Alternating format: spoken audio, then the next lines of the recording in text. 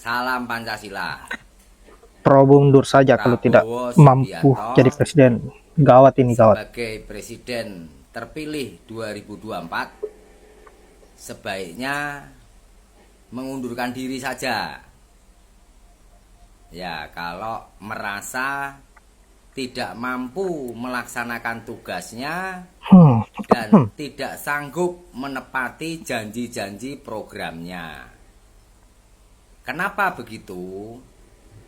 Karena sampai saat ini Prabowo itu masih sangat tergantung kepada Jokowi. Betul. Ya, Prabowo selalu menunggu instruksi Jokowi, selalu menunggu nasihat, petunjuk dari Jokowi. Lah, yang presiden itu Prabowo apa Jokowi?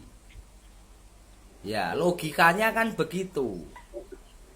Ya, sampai-sampai terakhir kemarin Prabowo mengatakan bahwa beliau senang karena Jokowi membantu tugas kepresidenannya.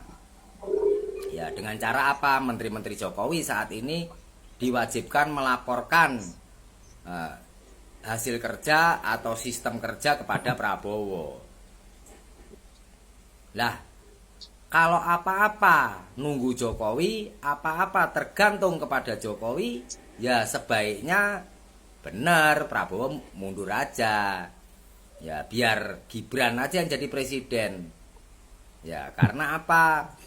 Ya, kalau memang masih semua adalah konsep dan pikirannya Jokowi, ya lebih baik Jokowi memberikan masukan kepada anaknya daripada kepada orang lain. Lebih hancur Ya, kalau Prabowo kepada itu kan anak. orang lain bagi Jokowi kan gitu. Ya, jadi bagaimana menurut kalian? Ya, apakah kita tuntut untuk Pak Prabowo Subianto ini mundur aja jadi presiden? Ya, sebelum dilantik gitu. Ya, daripada nanti di tengah jalan malu-maluin. Aduh. Mau begini nanya Jokowi, mau begitu nanya Jokowi, mau ngapa-ngapain nunggu petunjuk Jokowi. Aneh nggak? Ya, nah kalian silahkan komen bebas ya, karena memang negara kita adalah negara demokrasi. Menurut saya selama ini saya pikir Prabowo ini mampu dan mumpuni, ternyata masih tergantung kepada Jokowi. Oke, mari berpikir kritis.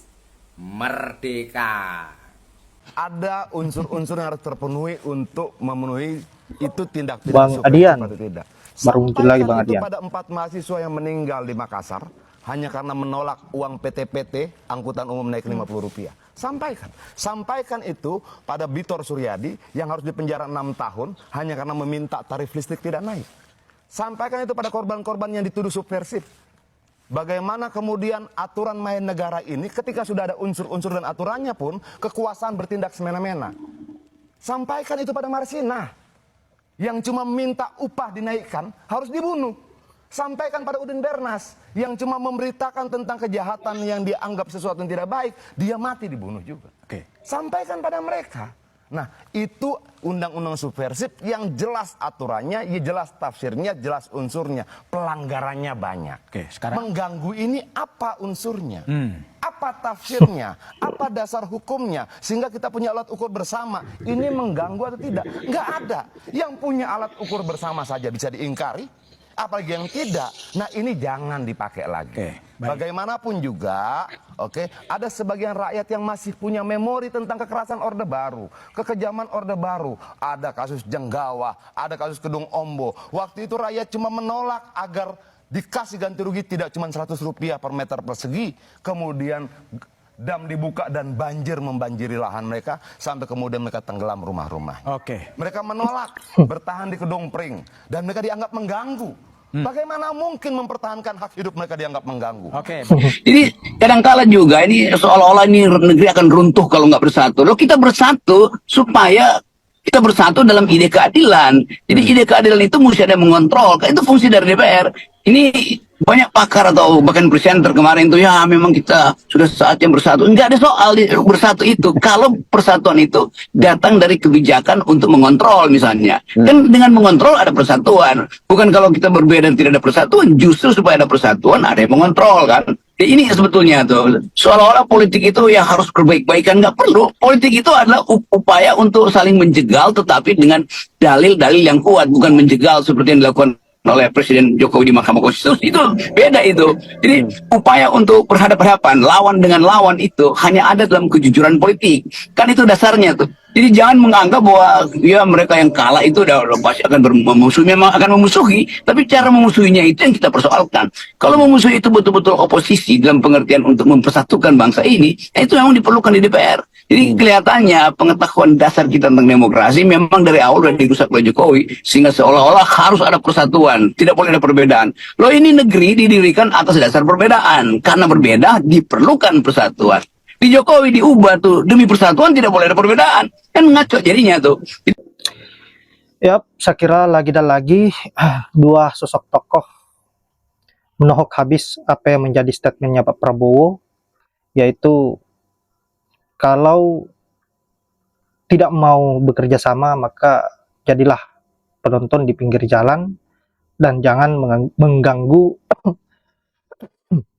dan jangan mengganggu pada saat saya menjalankan program. Saya kira statement Pak Prabowo ini menjadi kontroversial di media sosial dan bahkan mendapatkan sebuah respon-respon yang begitu keras dan dianggap sebagai salah satu bangkitnya otoriter setelah puluhan tahun lamanya, dan kini menantunya mencoba untuk membangun sebuah politik yang begitu keras yang tidak mau dikritisi oleh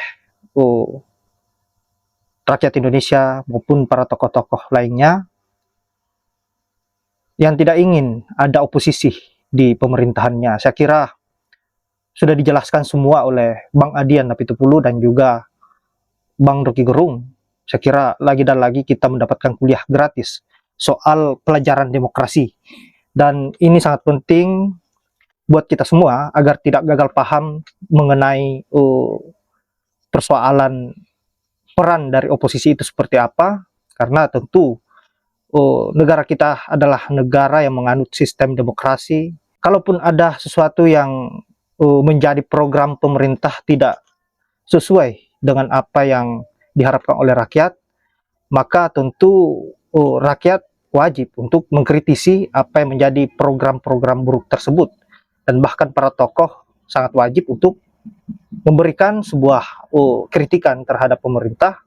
Dan yang tak kalah menarik adalah video yang di awal tadi, di mana ada seorang bapak-bapak yang begitu lantang suaranya untuk mendesak Pak Prabowo untuk mundur saja.